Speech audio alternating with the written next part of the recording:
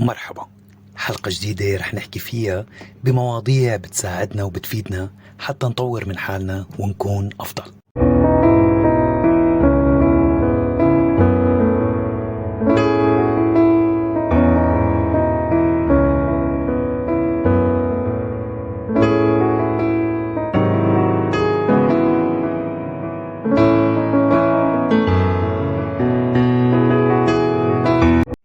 بودكاست اليوم عنوانه مسافة أمان. شو هي مسافة الأمان؟ هي حد أو حاجز بنحطه بداخل أي علاقة بهالكون مهما كانت. بنحط هالشي لحتى نحمي حالنا ونحمي هالعلاقة من إنه تتبعثر أو تخرب أو تنتهي، وبنحط هالحد لحفظ هالعلاقة من أجل استمرارية هالعلاقة بشكل سليم، مع وجود بعض الضوابط لضمان سلامة قلوبنا ومشاعرنا من أي خذلان ومن أي شيء آخر. لأن وقت بيكون في حد، هالشي بيخلي الآخر يكون حذر بالتعامل معك، لأنك ما سمحت له يقتحم حدوده معك وما سمحت له يتجاوز حاله معك. انت عملت حدود حميت فيها نفسك من اي انسان، وحافظت على امانك الداخلي، وحافظت على سلامة مشاعرك من الخذلان والانكسار، وابتعدت عن العلاقات اللي فيها تقليل من قيمتك، وحتى بعدت من الاشخاص اللي بيقللوا من قيمتك. انت مو بس بعدت عنهم، انت اساسا ما سمحت لهم يتجاوزوا هالحد، وضليت محافظ على هالخيط الرفيع اللي بيحميك من شرور ومكر بعض البشر. رح احكي عن بعض الامثلة بهالموضوع للتوضيح بشكل اكبر. بداية، مسافة الامان مع الناس، وبرأيي هي الأهم أنه نوضعها ونشتغل عليها والأكثر ضمان، لأن دائما البشر ما بيجي منهم غير الإشكال، ودائما صعب أنك توصل معهم لحالة الرضا التامة، ومحتاج دائما تكون أنت بموضع التبرير لأي تصرف من قبل بعض الناس، وهذا الشيء متعب. فحلو أنه نكون قراب من الناس بس مع وضع هالمساحة لحتى تستمر أي علاقة. في مسافة بين التعمق والعلاقة المقبولة الشبه سطحية، ومثل ما بيقول المثل: علاقة سطحية حياة صحية. وصراحة مو كل الناس بتستحق تتعمق معهم وتقول عنهم رفقات أو أصدقاء أو حتى أخوة أو أي مسمى آخر.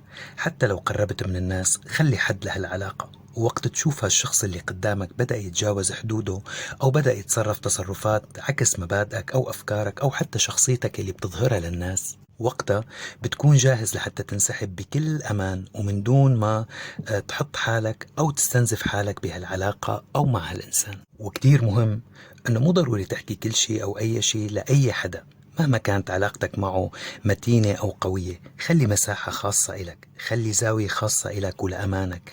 أسرارك أمانك برحلة هالحياة، ومو كل الناس بتستحق أنه تحكي لهم عن أوجاعك أو عن مشاكلك أو عن همومك. كون كتير حذر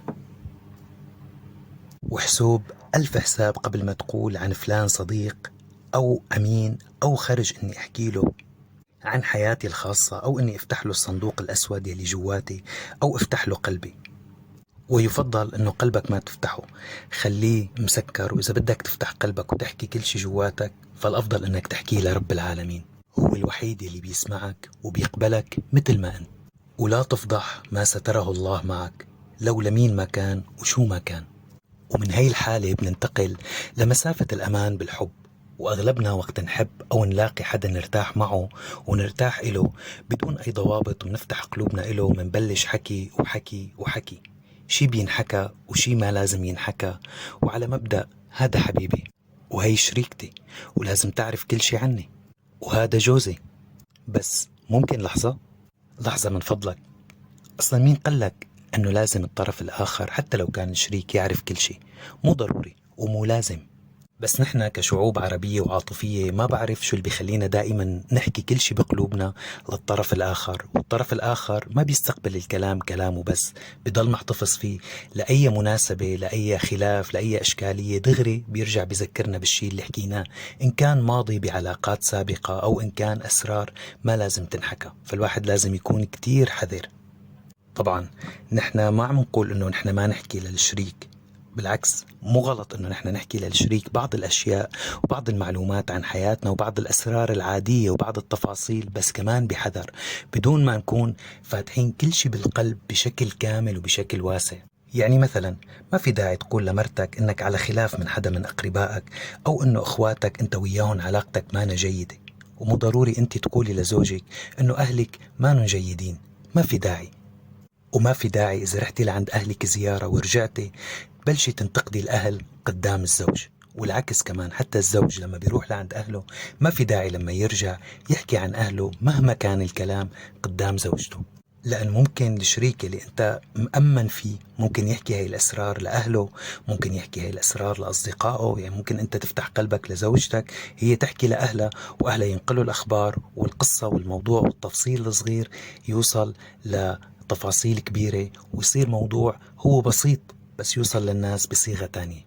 حتى أنت يلي عم تسمعيني هلأ، هي إلك وقت تتزوجي وتكوني مستقرة مع زوجك وأمورك معه كتير منيحة وعايشين أحلى عيشة، ما في داعي تنقلي هاي التفاصيل وتقوليها قدام صديقاتك المانن متجوزين، إنه أنا متجوزة وجوزي منيح وجوزي حنون وجوزي عاطفي. وما في داعي حتى رفيقتك الأنتيم دائما تجيبيها لعندك على البيت بشكل متكرر، أو تعطفي عليها قدام زوجك أو تعرفيها على زوجك. خلي في خيط رفيع بين الطرفين، لأنه ممكن، مو بس ممكن، أصلا صارت أنه وحدة تعرف صديقتها على زوجها وتقربهم من بعض من مبدأ أنه حرام ما أنا متزوجة ونحن بناخدها معنا بالمشاوير وبعرفين على بعض، وصاروا أصدقاء وأنتيمات وأخذوا أرقام بعض وتعرفوا على بعض. وبعدين اكتشفت الهبلة أنه هو متجوزة للتانية لرفيقتها وعايش حياة تانية معها، وهي طلعت إيد من ورا وإيد من قدام. لازم الواحد يكون حذر حتى بهذا الموضوع. مو أي شخص بفوت لعنا على البيت معناتها نحن خرج إنه نحن نأمنه. الحالة الثالثة هي مسافة الأمان مع الأهل. يمكن تستغربوا من هالفكرة، بس صراحة هي ما غلط إنه نكون مع أهالينا ظراف وحبابين ومرضيين وعم نعمل الأشياء اللي أمرنا فيها رب العالمين، بس بالمقابل نخلي لأهالينا مساحتهم الخاصة وما نتدخل فيهم بحكم إنه هن أهالينا. حتى أهالينا إلهم شيء خاص فيهم، مو ضروري ومو لازم حتى نحن نعرفه. حتى أخواتنا إلهم حياتهم الخاصة وأسرارهم يلي نحن ما لازم نعرفها وما لازم أيضا نتدخل فيها. هي مساحة خاصة للشخص. حتى المرأة المتزوجة مو ضروري تقولي لأهلك أنه زوجك مثلا كان سيء معك، أو زوجك تنقلي مشاكل البيت إلى الأهل، أو تنقلي مشاكل زوجك أو سلبياته إلى أهلك. نفس الشيء الزوج، ما في داعي تنقل سلبيات زوجتك لأهلك، لأنه أنت وزوجتك مع الوقت رح تتصالحوا، ولكن الأهل ما بينسوا بحكم عاطفتهم. ممكن يضلوا حاقدين على الطرف الآخر لفترة طويلة، وهذا شيء غلط. لازم الإنسان يكون عنده وعي، وخصوصا من ناحية نقل أحاديث إلى الأهل أو لأي شخص، بس عموما للأهل، لأنه الأهل دائما بيشغلوا العاطفة. الحالة الرابعة هي مسافة الأمان بالشغل. حلو أنك تشتغل بشغلك وتعمل يلي عليك بإتقان وضمير وبحب. العمل عبادة، والعمل شيء جميل، بس مو ضروري تعمل شيء مو من اختصاصك بالشغل، أو حتى ما مطلوب منك، لمجرد أنك حابب تبرز نفسك أو تجتهد أو حتى تتشاطر. لأن هالشي اللي أنت عم تعمله لتبرز نفسك ممكن يكون سبب شقائك بالعمل وزيادة مسؤوليات عليك.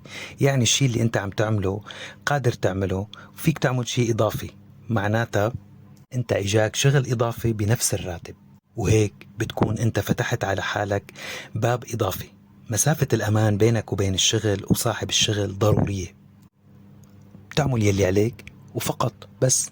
حتى رفاق الشغل، مو غلط انك تعمل اصدقاء ومعارف بالشغل، يكون في بيناتكم روح العمل الحلوة، تاكلوا مع بعض، تشربوا قهوة مع بعض، ولكن بس يخلص الشغل كل شي خلص وكل واحد رجع لحياته الطبيعية، لأن رفقات الشغل للشغل.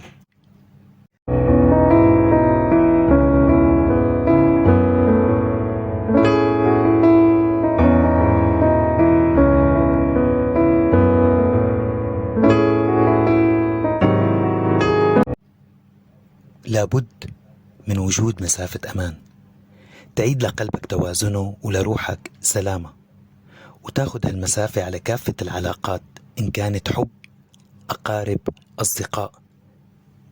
ولما بيتعبك القرب ابتعد، فالبعد ما بيكون بمنوع من البغضاء، بالعكس هو مساحة عم تعطيها لقلبك حتى ما يتألم أكتر. ابتعد مهما كان الشخص نور إلك.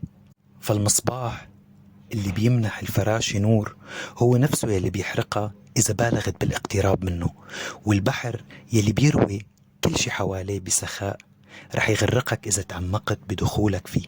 كمان هيك الناس والحياة بدهم مسافة، فالبعد ليس دائما خسارة، إنما هو منطقة تتدارك فيها نفسك بتعيدك إلى رسم خطوط واضحة لحياتك، وبتعيد لروحك سلامة. والمسافات يلي نحن بنصنعها ومنخليها بيننا وبين البشر لا تعني الغرور أبدا، بقدر هي ما بتعني الرغبة باستمرار الاحترام. فالمسافة ما هي دلالة قياس أطوال فقط، المسافة ببعض الأحيان بتحيل إلى نقص محبة وقلة دفى. فخلونا نجعل المسافات بيناتنا مسافات آمنة قد ما بنقدر، ونخليها مسافات حب. ودمتم بخير. كان معاكم من وراء الميكروفون بكل الحب بشار، وإلى لقاء قريب. سلام.